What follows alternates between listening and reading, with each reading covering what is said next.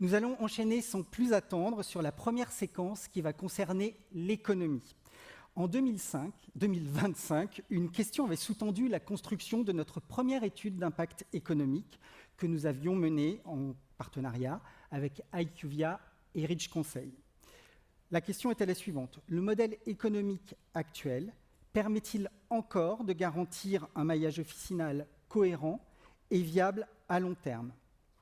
Un an plus tard, quasiment un an plus tard, jour pour jour, les fermetures d'officines se poursuivent, les débats sur les remises commerciales s'enchaînent et les tensions s'ancrent ici et là. Elles renvoient toutes à la même interrogation. Quelle valeur la collectivité accorde-t-elle à la proximité pharmaceutique ? L'enjeu économique reste central et cet enjeu, nous allons en apprécier les contours en vous présentant maintenant des éléments clés qui ont nourri la version, le millésime 2026 de notre étude d'impact économique, réalisée toujours et encore avec les données fournies par IQVIA et Rich Conseil. Et puis, on s'est aussi appuyé sur cette étude sur des données statistiques qui, elles, ont été fournies par l'Ordre national des médecins et l'Ordre national des pharmaciens. Cette étude, elle existe dans une version complète qu'on ne va pas vous présenter là tout de suite maintenant, mais cette étude complète, elle est disponible dans le numéro spécial maillage du Moniteur des pharmacies qui sort samedi, mais que vous pourrez donc avoir touché dans vos mains, car il sera, en fait, on vous l'offrira avant de partir. Voilà, il est présent ici, si je ne me trompe pas. Bien. Assez parlé, j'appelle maintenant Antoine Collet, qui est le directeur des panels chez IQVIA et qui va nous livrer une photographie du marché. Venez nous rejoindre, Antoine, à mai 2026. Je ne me trompe pas, Antoine ? Il n'y a pas de problème. Vision prospective du marché et vision aussi à mai 2026, c'est bien ça ? C'est exact. On va essayer de faire un point en fait à date par rapport à ce qui a pu se passer. Merci Laurent, merci à toutes et à tous et bonjour. J'espère que vous êtes prêts. En fait, je ne vais pas essayer de vous assommer avec les chiffres tels qu'il peut y avoir, mais je voulais quand même, et ce qu'on voulait avec Laurent aussi, c'est vous faire un peu une rétrospective de ce début d'année d'une part, et puis justement sur tout ce qui est autour de l'économie d'officine via les chiffres IQVIA Pharmastat. En premier lieu, je voulais commencer un peu pour vous faire une photographie. C'est une slide où vous avez pas mal de chiffres, mais ce qu'il faut retenir, c'est qu'on a un marché en fait au niveau du cumul mobile annuel à mai 2026, à 49,7 milliards d'euros. Et ce qui est assez intéressant, en fait, on a voulu mettre en perspective la dynamique en fait de ce marché-là. Comme on peut voir, en fait, si on regarde au niveau du chiffre d'affaires, on est plutôt en croissance. Et la croissance, je ne vous l'apprends pas, au niveau des médicaments remboursables, on a les médicaments chers qui draguent en fait avec cette croissance telle qu'on peut avoir. A contrario, on a une baisse des volumes. Et lorsqu'on commence à regarder via le cumul fixe, c'est-à-dire le cumul fixe, c'est depuis début janvier 2026 à date, on voit en fait une décroissance, une décélération telle qu'il peut y avoir de cette croissance-là. Qui est certes toujours positive, mais lorsqu'on remet avec mai 2026, là on est vraiment en décroissance. Alors cette décroissance de mai, je ne vous le cache pas, il y a eu moins de jours ouvrés par rapport à ce qu'il peut y avoir, mais on a un début d'année 2026 un peu poussif tel qu'il peut y avoir. Alors juste pour information, lorsqu'on voit en fait la croissance sur le médicament non remboursable, c'est notamment tiré, ces deux croissances, enfin cette croissance-là est tirée notamment par les médicaments, Wegovy et comment dire, merci, j'ai du mal. Et sachez que ça, on va avoir un report avec ce qui se passe au niveau de l'actualité, notamment sur le 15 juin.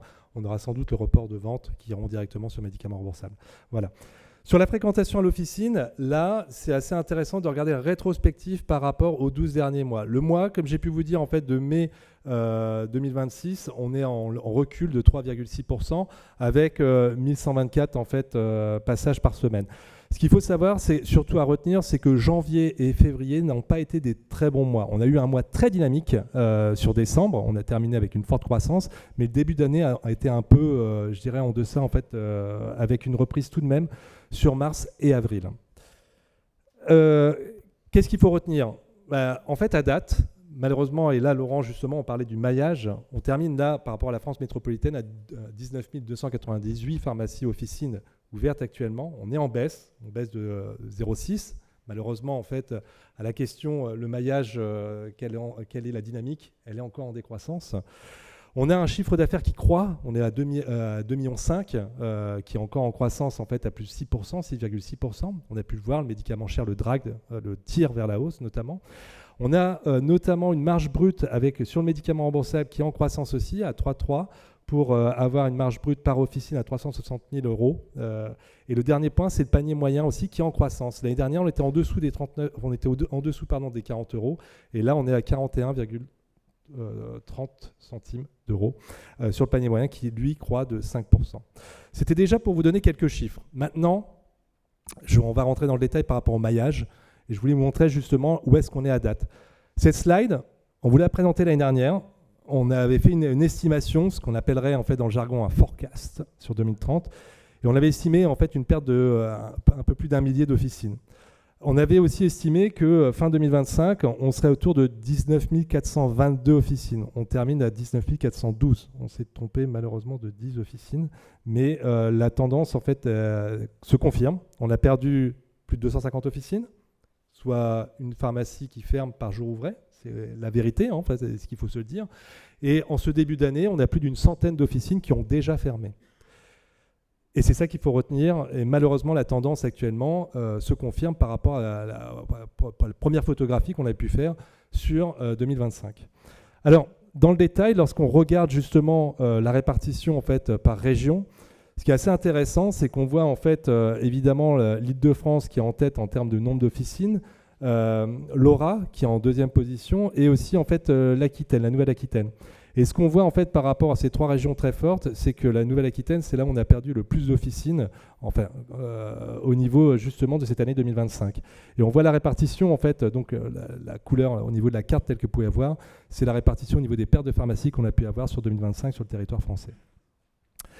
Vous allez me dire, finalement, quel type d'officine on avait fait en fait une petite photographie l'année dernière, et ça on est dans le détail. Là, ce qu'on va faire, c'est on va regarder dans le détail justement sur ces officines qui disparaissent. Eh bien, 9 officines sur 10 sont des petites officines qu'on considérerait en fait petites officines. C'est moins d'1,8 million en termes de chiffre d'affaires. Et vous voyez qu'au niveau de la disparité, on retrouve à peu près les mêmes tendances d'une région à l'autre.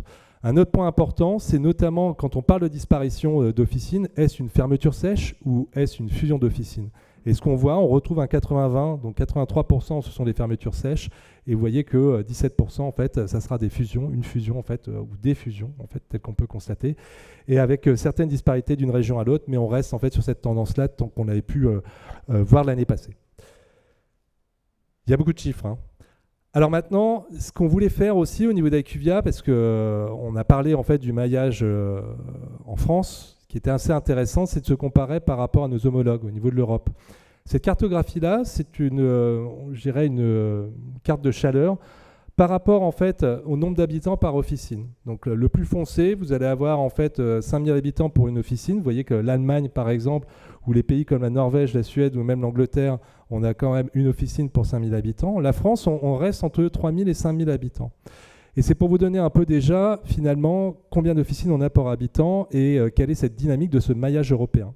Maintenant, si je vous fais une rétrospective sur les 5 dernières années au niveau de l'Europe, eh ben, vous voyez que d'un pays à l'autre, nous ne sommes pas logés à la même enseigne. On voit qu'évidemment, on a perdu ce millier d'officines dont on a parlé en fait l'année dernière, qui est en continuité. L'Allemagne souffre énormément, qui a perdu plus de 2000 officines en tant que telles. On a aussi en fait les pays comme la Pologne qui a souffert, et l'Ukraine. Vous savez l'actualité, hein, je ne vais pas vous la décrire, vous la connaissez tous, mais c'est plus de 4000 officines en fait qui ont disparu. L'Angleterre aussi n'est pas épargnée par rapport en fait, à cette chute telle qu'il peut y avoir. Et ce qu'on constate en fait, avec 5 pays d'Europe, en fait, vous avez plus de 10 000 officines qui ont disparu sur le territoire européen. C'est pas rien. Après, sur les différentes actions, elles sont diverses. On a pu l'évoquer en fait via IQVIA sur une étude qu'on a pu faire par rapport à différents services qui sont poussés au niveau d'un pays à l'autre. Ça peut être du serviciel, ça peut être de la pharmacie clinique, ça peut être aussi du commerce, ça peut être du e-commerce. Et là, par rapport, on va revenir sur la France, mais par rapport à la dynamique telle qu'il peut y avoir, je voulais revenir en fait sur 2 points qui étaient importants, qui étaient d'une part déjà les biosimilaires qui sont substituables en officine. C'est pas la solution, mais c'est une des solutions en fait actuellement d'un point de vue opérationnel qui arrive en officine. Et ce qu'on voit en fait, on a une forte dynamique. Quand on prend toujours le cumul mobile annuel à mai, on est sur une substitution qui caracole autour de 75%. On a un chiffre d'affaires qui est en croissance de plus de 17% en termes de biosimilaires substituables à l'officine. Et ce qui est assez intéressant, lorsqu'on regarde, en fait, on va essayer de faire une vision 2030 par rapport aux biosimilaires et en France sur les années à venir. Ce qu'on voit derrière, c'est que cette croissance du 17%, on prévoit en fait une croissance avec la perte au niveau des blockbusters, au niveau des brevets d'ici 2030. On voit qu'on a une croissance en fait qu'on peut aller chercher de plus de 20% en fait par an. Voilà, c'est déjà pour vous donner une première perspective sur les biosimilaires tels qu'ils peuvent être. Et le deuxième point, je vais terminer sur ce point-là, parce qu'on pourrait parler en parlant des heures, Laurent. Je vais exactement dire la même chose. Bien, Antoine. Oui, tout à fait. Je voulais revenir sur les services à l'officine qui... on a terminé en fait cette année, c'était assez incroyable parce qu'on a vraiment, en termes de croissance, on était à plus de 40% de croissance au niveau de décembre 2025. Ici, en fait, je vous ai mis à côté aussi la tendance en fait sur le cumul mobile annuel à mai 2026. Et on voit toujours que le rappel vaccinal, en fait, plus que jamais est en tête, avec plus de 7,6 millions en fait, de termes de rappel vaccinal qui sont faits à l'officine en tant que tel. Et c'est vraiment le numéro 1 tel qu'il peut y avoir. Mais ce qu'on constate aussi, on a pu voir avec cette baisse de début d'année, la croissance était un peu moindre. Alors, attention, parce que ce qu'on a vu tout à l'heure au niveau de la fréquentation, 2025, on a eu un dernier trimestre qui a été très fort en termes de fréquentation d'officine. Il faut espérer que le deuxième semestre 2026 soit des mêmes. En conclusion, j'espère que je ne dépasse pas, parce que encore une fois, je pourrais parler pendant des heures et des heures et des heures. On est bon. En conclusion, ce qu'il faut savoir quand même, c'est que sur cette, finalement, ce qu'on voit ici, on constate en fait cette décroissance en tant que telle, en termes de nombre d'officines. Marché de la conjoncture, comme on peut voir, certes, on a un chiffre d'affaires qui est en croissance, mais on a toujours cette particularité de mix produit avec ces médicaments onéreux qui prennent toujours en fait de croissance en tant que tel. Et à contrario, en fait, on a un volume qui baisse énormément au niveau de volume en pharmacie. Un deuxième point, c'est quand d'un point de vue économie et rentabilité, c'est tout, voilà, le challenge qu'il peut y avoir derrière, c'est de trouver en fait le bon mix entre les deux. Je dirais le maillage, on l'a pu constater, on est en décroissance. Une pharmacie par jour ouvré, voilà, c'est quand même un terme fort, je pense, il faut voir en tant que tel. Et surtout, cette fragilisation, on peut le voir en fait sur certains territoires. On voit la Nouvelle-Aquitaine a souffert. On sait aussi qu'il y a la diagonale du vide qui souffre aussi toujours et encore. Et en fait, le quid, c'est voilà, jusqu'à quand le maillage va résister. On voit que finalement, la France n'est pas épargnée. L'Europe aussi, en fait, est confrontée à ce cas de figure. Et ce qui veut dire aussi qu'il n'y a pas, je dirais, une solution. Il y a des solutions. Les solutions, elles sont plurielles. Je n'aurai pas la réponse par rapport à ça. Et c'est toute en fait cette complexité et cette complémentarité qu'il faut avoir. La question, on le voit sur certains pays, entre le commerce et la santé d'un côté, est-ce qu'il faut aller finalement sur du service ou alors aller, je dirais, un peu plus sur la proximité? Tout cela, en fait, je dirais, sur ces leviers-là, en fait, il y a plusieurs leviers à activer et j'ai envie de dire, il faut trouver le bon levier au bon moment pour pouvoir l'activer. En tout cas, merci de m'avoir donné ce temps de cette rétrospective 2026. J'aurai à cœur, évidemment, de prendre vos questions si vous en avez. Et je vais appeler Emmanuel au pupitre pour justement avoir la vision de Ridge. Et je vous remercie. Merci. Merci Antoine. Antoine a esquivé une question. En fait, on va regrouper les questions à la fin de la séquence qui va suivre celle d'Emmanuel.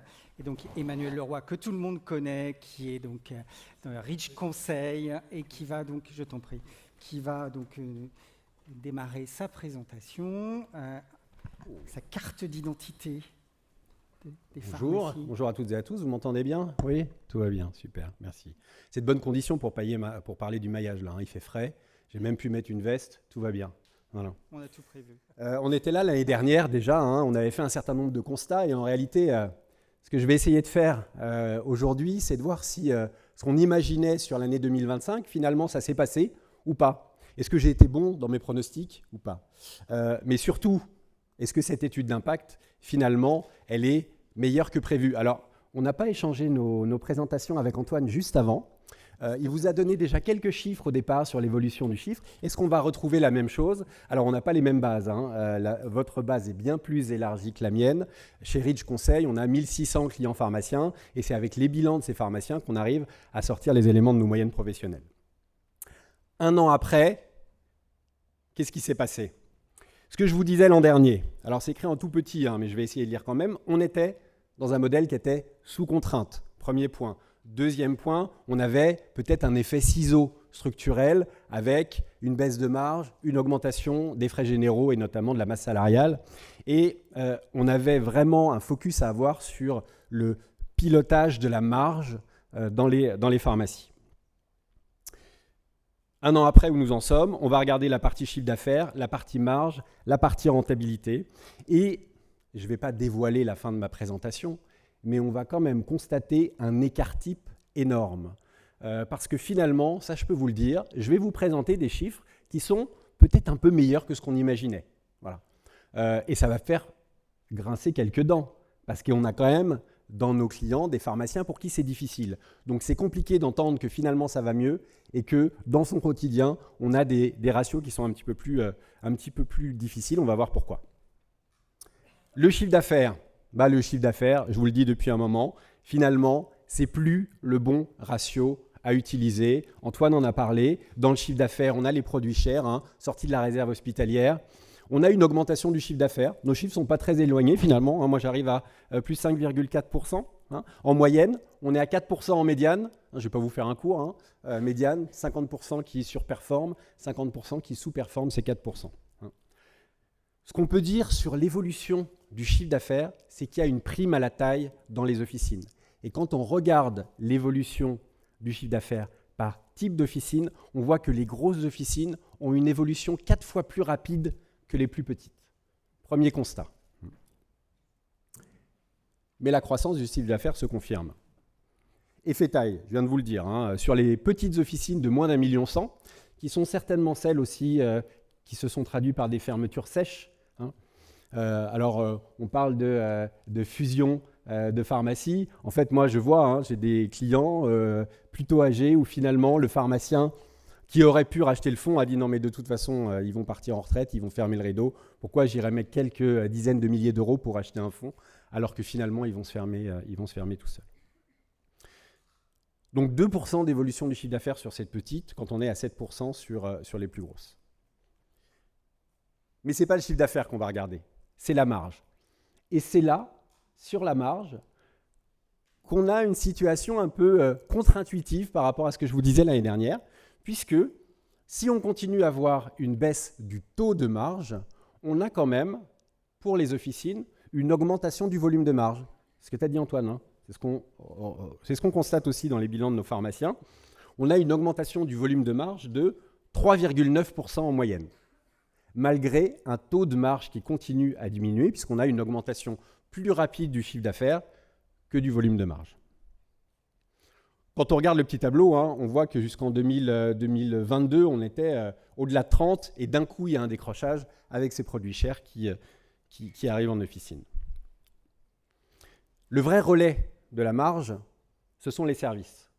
Et là, ce qu'on voit dans notre étude, c'est que les honoraires de dispensation représentent quand même presque 30% de la marge globale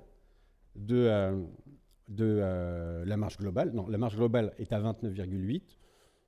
Ouais, c'est ça. La marge sur le médicament, c'est 41%.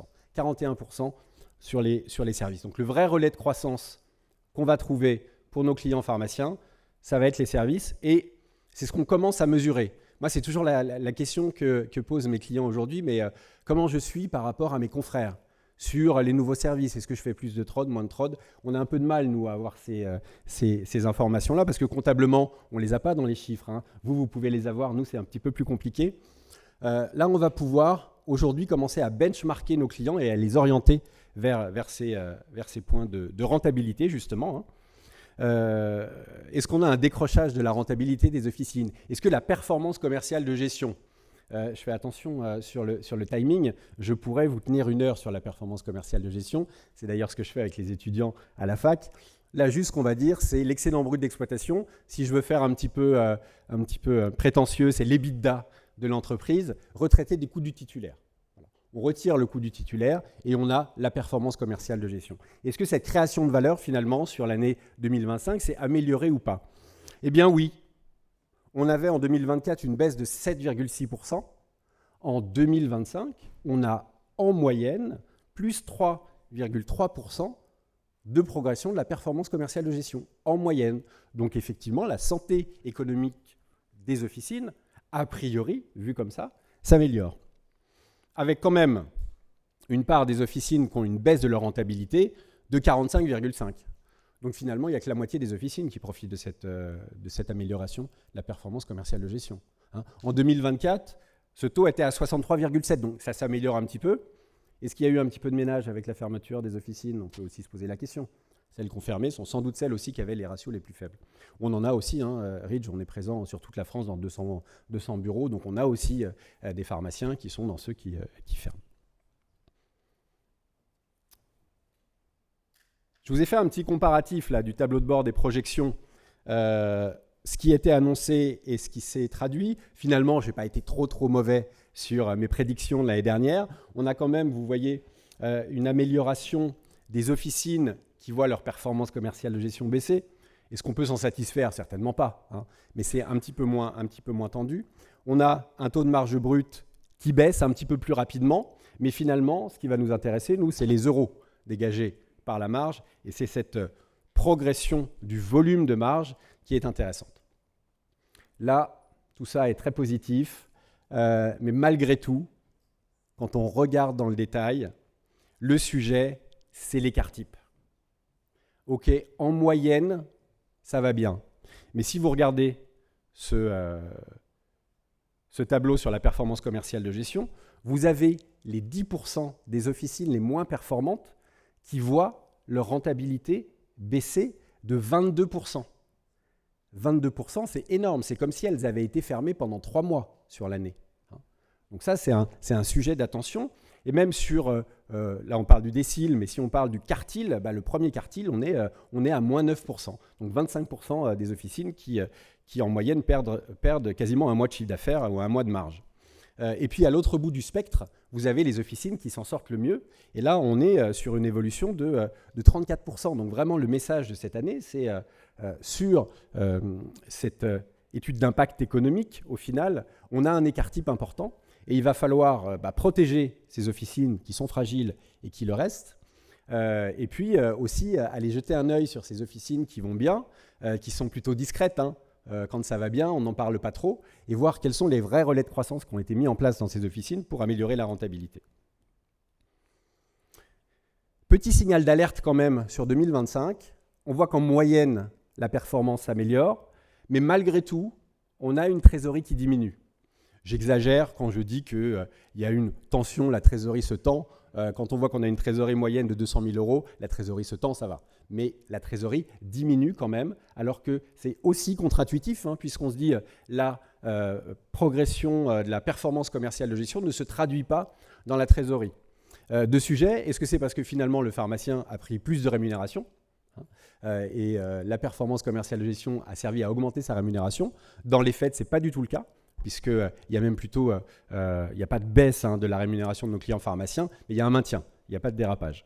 Par contre, ce sont les composantes du besoin en fonds de roulement. La gestion du stock, ce qu'on constate aussi, c'est que dans la recherche des remises, certains pharmaciens qui ne peuvent pas peut-être bénéficier d'un accompagnement de groupement font plus d'achats pour bénéficier de remises plus importantes. Ça a un impact direct sur le besoin en fonds de roulement. C'est la gestion du poste fournisseur aussi qui est moins simple. Et on ne va pas parler aujourd'hui, ce n'est pas le thème de la réforme de la facturation électronique, mais ça aura aussi un impact sur le besoin en fonds de roulement des officines. On ne l'a pas encore mesuré, mais ça va avoir un impact important. Et je vous rappelle que la réforme, c'est 1er septembre 2026 là, pour les plus grandes entreprises et 1er septembre 2027 pour tout le monde. Diagnostic, le diagnostic tient sur 2025. Les leviers existent toujours. Je pense qu'on va en parler aussi de ces leviers pour améliorer la rentabilité de l'officine. Mais l'approche est très inégale. Ce qu'il faut vraiment garder à l'esprit, c'est qu'aujourd'hui, on a un écart de plus en plus important entre les officines qui vont bien et les officines qui vont moins bien. Et là où ça nous inquiète un petit peu, c'est que, alors, il y a l'effet taille, mais dans les officines qui vont un peu moins bien, on retrouve pas mal d'officines rurales. Et ces officines rurales qui ne vont pas très bien, si elles disparaissent, ce sera un vrai sujet pour le maillage. Et c'est celles-là qui sont peut-être en difficulté. Donc à réfléchir, comment accompagner ces officines.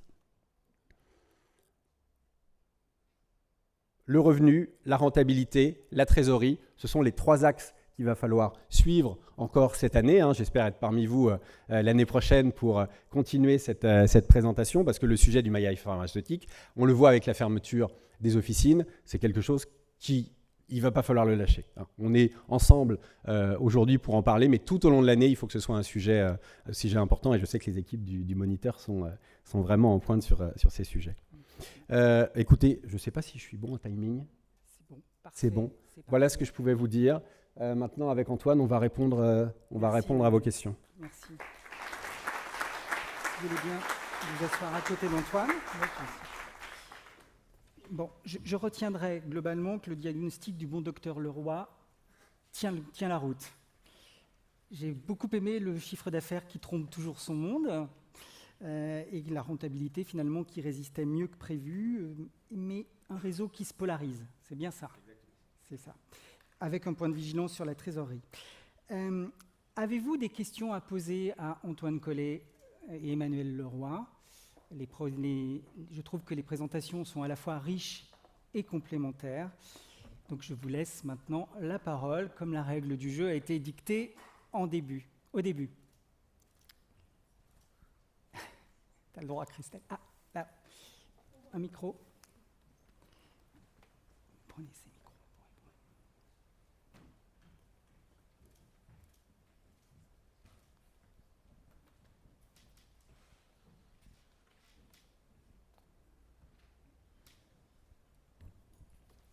Bonjour. Une petite question. Vous nous avez présenté des chiffres de la pharmacie qui sont essentiellement l'aspect commercial. On voit bien, et on le sait quand on est dans nos pharmacies, que ce qui a augmenté, c'est la partie des charges externes qui vient finalement, même si les chiffres sont positifs sur la partie achat-vente de médicaments, si je schématise comme ça, aujourd'hui, ce qui nous étouffe, c'est les charges externes, donc avec les salaires qui continuent d'augmenter. Et dans les charges externes, chez moi, j'ai remarqué un des principaux postes de charge externe, c'est l'expertise comptable. Je crois qu'elle est pour vous, Emmanuel. C'est une question pour moi. Non. La facture électronique peut peut-être amener une solution pour que, enfin... Pour réduire mes honoraires, je ne crois pas. Alors, juste un petit point sur une question de langage. Charges externes, ce sont les frais généraux. Et ensuite, on a l'ensemble des charges d'exploitation. Et dedans, on va parler des salaires. Je vais vous donner 2 chiffres. Les frais généraux, qui comprend le loyer, les honoraires du comptable, merci, le DF, les assurances, les frais bancaires, ça représentait en 2024 5,3% du chiffre d'affaires, ça représente en 2025 5,3% du chiffre d'affaires. Voilà. Donc l'inflation des charges a suivi l'inflation du chiffre. Malgré tout, vous allez me dire, oui, mais moi, ma marge, elle n'a pas augmenté de la même manière. C'est une réalité, mais ça représente quand même, clairement, dans la performance commerciale de gestion, cette augmentation des frais généraux. Ce n'est pas ça qui crée un décrochage. Par contre, sur la partie masse salariale, là, on a une augmentation de la masse salariale dans les officines de 4,4%. Alors, c'est assez terrible, parce que tous les ans, on est sur ces chiffres qui sont élevés et qui sont toujours plus élevés que l'évolution de la marge. On arrive en 2025 quasiment à 40% de la marge de l'officine qui sert à rémunérer l'équipe. Je ne parle pas du titulaire et de chez charges sociales, je parle uniquement de l'équipe. Donc effectivement, on a une inflation qui n'est pas forcément liée à une augmentation de la grille. Voilà, parce qu'on a eu des moments où la grille augmentait plus vite qu'elle n'augmente aujourd'hui. Donc il y a cet effet ciseau. Mais malgré tout, on constate une augmentation de la performance commerciale de gestion. Donc ça veut dire que ces postes-là arrivent quand même à être absorbés par la marge. Merci. Autre question? Christelle?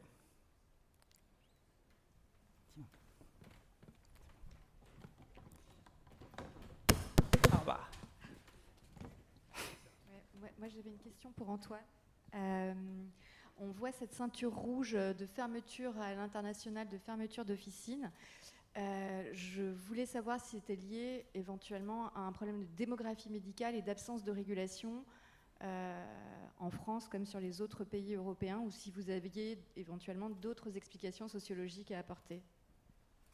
Il fonctionne, ouais. Antoine voulait esquiver cette question. Oui, c'est une très bonne question, merci Christelle. En fait, au niveau du du territoire européen, ce qu'on voit, c'est que d'un pays à l'autre, la problématique n'est pas forcément la même.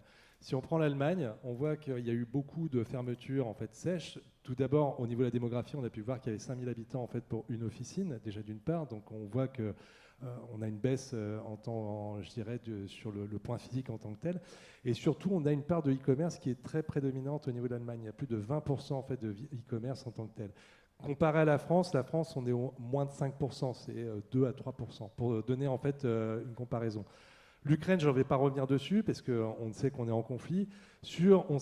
Pour revenir sur l'Allemagne, on sait aussi qu'il y a d'autres acteurs qui attaquent. On a des drugstores en fait, qui commencent en fait, à se positionner comme en fait, la pharmacie telle qu'il peut être. Et en fait, le drugstore implique exactement son concept de proximité, un peu le concept de la pharmacie en tant que telle, mais va proposer en fait, ces services-là. Et après, sur l'Angleterre, on a eu, si on prend le cadre, un effondrement en fait, de certaines chaînes comme Boots en fait, qui ont fermé, mais on a pu voir aussi que la pharmacie individuelle revient en fait, en se redéveloppant plus autour de la santé et la proximité en tant que telle. Donc d'un pays à l'autre, ce qu'on constate, c'est que finalement la démographie est différente. Et je vais terminer sur la Suède, qui est assez intéressant parce que eux, en fait, évidemment, entre le nord et le sud, en fait, on voit vraiment la différence pour avoir un point physique, c'est pas forcément évident. Eux, ils ont vraiment développé la chaîne pour pouvoir envoyer aussi bien au nord au sud qu'à l'est à l'ouest au niveau de la démographie. Donc c'est vraiment des stratégies. On constate en effet, des fermetures, mais il y a des réponses qui peuvent être différentes d'un pays à l'autre. Alors évidemment, c'est quelques exemples, hein, c'est pas tout ce qu'il peut y avoir, mais voilà, en partie, les problématiques peuvent être un peu disparates d'un pays à l'autre. Merci Antoine. D'autres questions? Oui. Une, Mathieu Van den Driesch, Elisabeth Duvernay-Pré. Je ne connais pas tout le monde, mais j'en connais quelques-uns quand même. Alors,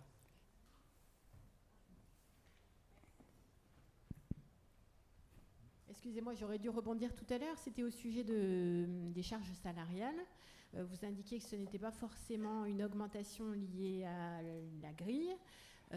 Quelles sont les raisons? Est-ce que c'est une tension sur le nombre de préparateurs ou de pharmaciens adjoints? Comment est-ce que, parce qu'on disait que ça s'était calmé, en fait, ces tensions. Qu'en est-il finalement? Alors, nous, ce qu'on constate quand on échange avec nos clients, c'est que vous avez raison. Le marché s'est un peu détendu et on a peut-être plus de profils. Mais à côté de ça, on est tous soumis à une inflation bien réelle.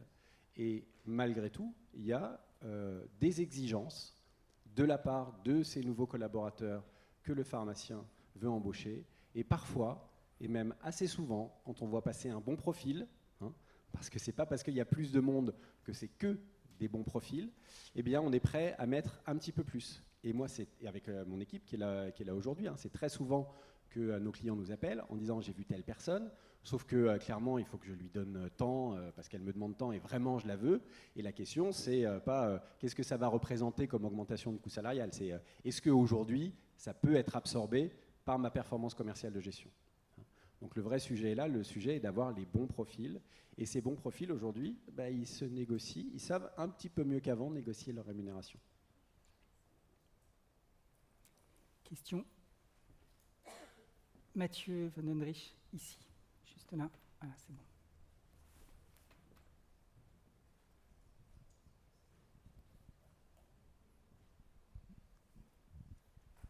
Oui, bonjour. Monsieur Leroy, donc vous avez dit que près de la moitié des officines étaient en perte de rentabilité sur une année. Est-ce que vous avez le chiffre sur plusieurs années, sur une dizaine d'années? Enfin, est-ce que c'est conjoncturel, cette perte de rentabilité? On a les chiffres dans nos moyennes professionnelles. Alors, je ne les ai pas sous les yeux puisqu'on fait toujours un comparatif sur les 10 dernières années. Déjà, l'année dernière, on avait même 63 ou 64% des officines qui étaient en perte de rentabilité. Là, on n'est plus qu'à 45, donc un petit peu moins, mais ça fait quand même déjà de nombreuses années qu'on a ces pharmacies fragiles qu'on a identifiées, qui sont des pharmacies pour qui, d'année en année, la performance commerciale de gestion diminue. Et c'est un vrai sujet dans la transmission d'ailleurs, parce que, on ne va pas se le cacher, je sais que dans la salle, il y a sans doute des porteurs de projets qui cherchent à racheter une officine. Il y a des pharmaciens aujourd'hui qui voudraient vendre leur officine, qui sont peut-être un peu trop gourmands sur la valeur du fonds. Malheureusement, avec cette baisse de la rentabilité, plus ils vont attendre, et plus le prix va se tendre, et plus ils risquent, soit comme certains, de finir par jeter l'éponge et quasiment fermer le rideau, et d'autres de vendre dans des conditions qui sont moins bonnes. Donc il faut écouter aussi les experts comptables, les avocats, les transactionnaires sur la vraie valeur aujourd'hui d'une officine, et cette baisse de rentabilité a un impact direct aussi sur la valeur.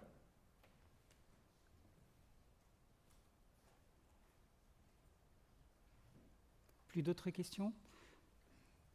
J'en ai peut-être une dernière, parce que j'ai vu les relais de croissance qu'évoquait Antoine avec les biosimilaires. Il y a une autre crainte aujourd'hui qui est assez vive, c'est celle de disparition des gros avantages que l'on rencontre avec les médicaments génériques.